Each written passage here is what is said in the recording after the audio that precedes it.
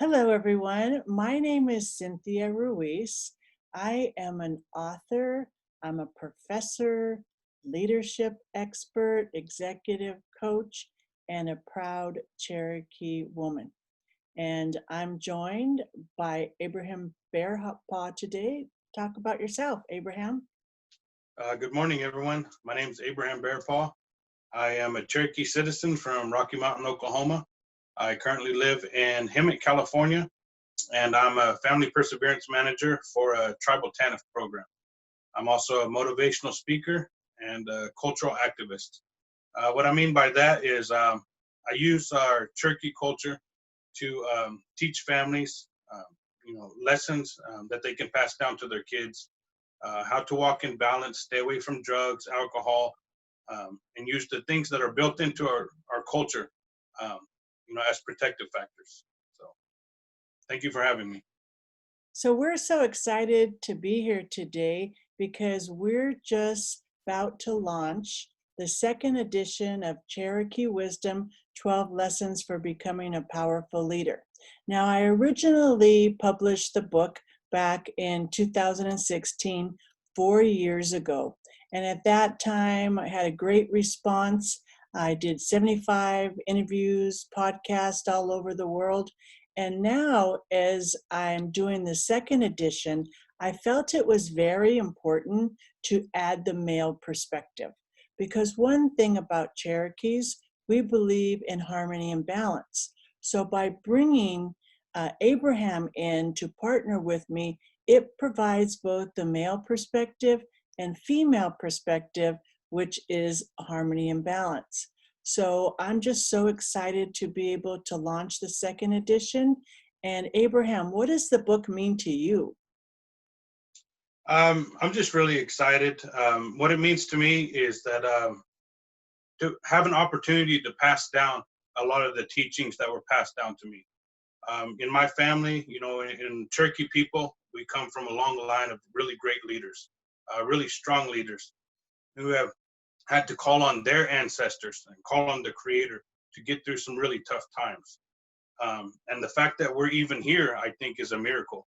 So by me, being able to be a part of this book, I feel like I'm able to pass down what our ancestors, left behind for us, the tools for us to persevere, and not just persevere, but flourish.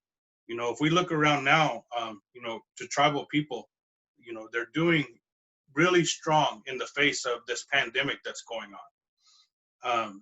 They're showing extreme strength. And I think that's a testament to everything that the ancestors have left behind for us, all of these teachings, for us to connect to each other, hold each other close, take care of each other, and walk in balance. And so I'm just really honored, to be able to be a part of this. As you know, a lot of our teachings are passed down orally. And so it's just really hard when we lose those, if we have an elder pass away, or things like that, we lose really valuable resources. And so by us being able to put these down on paper, I feel like these lessons can be used by generations to come. Well, I'm excited to partner with you because this information is so important, not only to Cherokee citizens, but I honestly believe that the simplicity of our values can be used by everyone. Right now, we live in such tumultuous times. There's a lot of craziness going on. And so a lot of people are feeling anxious. A lot of people are feeling fear. And I think when you just really go to the simplicity of what we're talking about, in Cherokee values, we're taught to take into consideration 7 generations before us and 7 generations in the future. And when you realize that, and it gives you the concept that, we're all in this together. And so having these simple teachings, because basically the Cherokee Wisdom 12 Lessons for Becoming a Powerful Leader are, what we're sharing with this is, excuse me, 12 characteristics of what leadership is. Wouldn't you agree? Yeah, definitely. And you're definitely right. They can be used by anybody. all of these. And, there are different versions of these found in every culture. It's not just Cherokee people or Native people, who really believe in these characteristics for leadership. Um, and so I think it's, really awesome that a lot of these are really universal.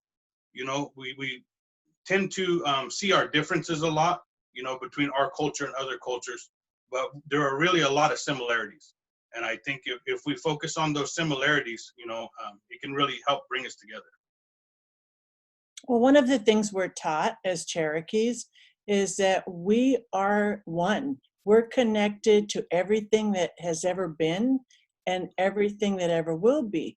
So when you understand that we're all one, we're one as humanity, we're one as the world and earth, and we only have Mother Earth, you understand that we all have a responsibility, not only to Mother Earth, but to each other, and really connecting with each other.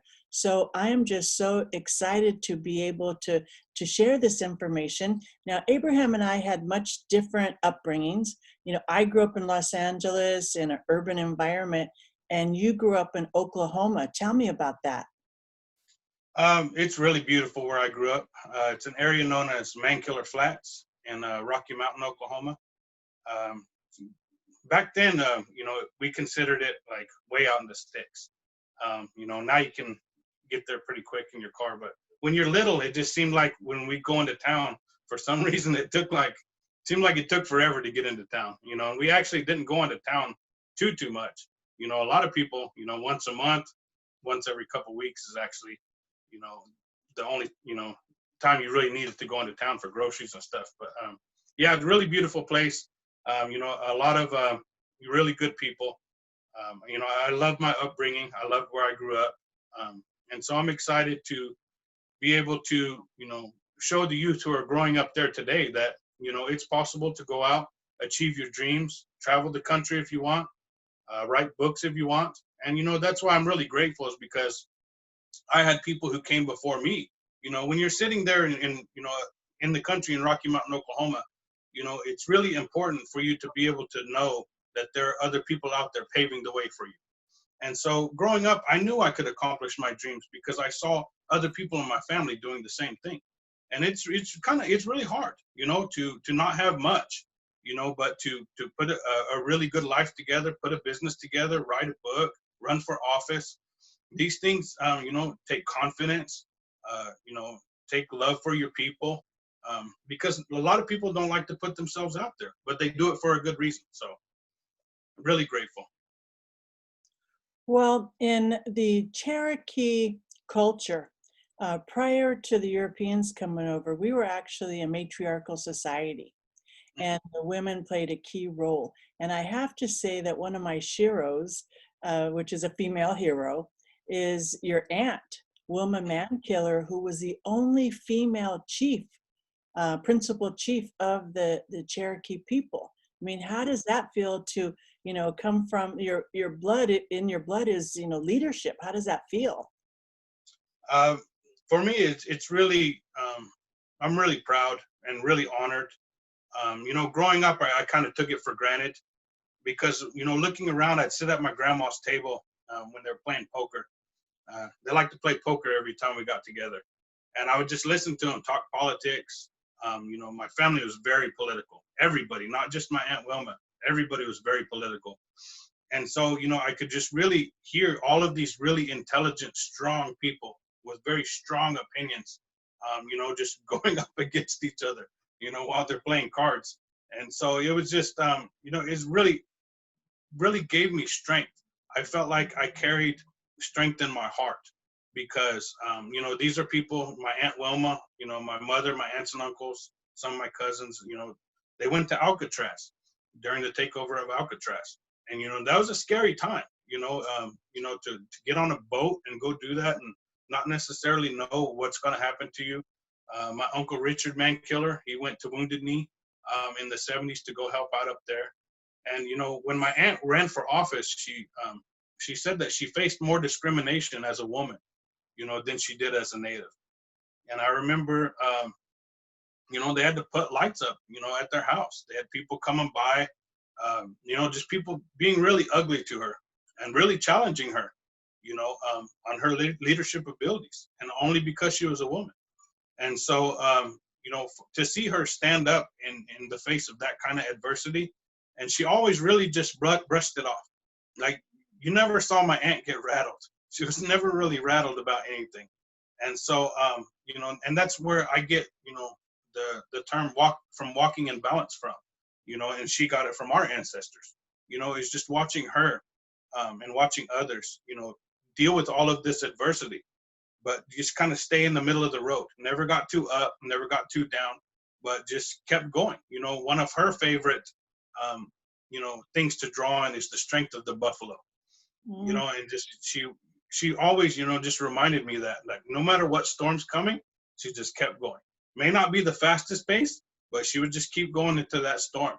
And and that storm would pass faster because she went into it instead of going away from it. So all of those teachings, among many, many others, really helped me, growing up. So And then, through her perseverance, she actually went on to receive the Presidential Freedom Medal of Honor, Medal of Freedom, which is the highest award that anybody could receive in the United States. I know President Clinton gave her that Medal of Freedom, and which is, I don't know of any other Cherokees that have received that. So that's a big deal, not only within the tribe, but in the United States. mm-hmm. Yeah. He was really, I know she was really proud. That was a really proud moment for her. And so, I was really excited to see her to be acknowledged like that. That's really awesome. So there you have it. Cherokee Wisdom, 12 Lessons for Becoming a Powerful Leader. Our book will be launched on June 27th. I hope that you either participate in our launch or buy the book. We humbly share these teachings from our Cherokee ancestors, and the book is available on Amazon.com, and it's Cynthia Ruiz and co-author Abraham Bearpaw. Thank you so much for your time.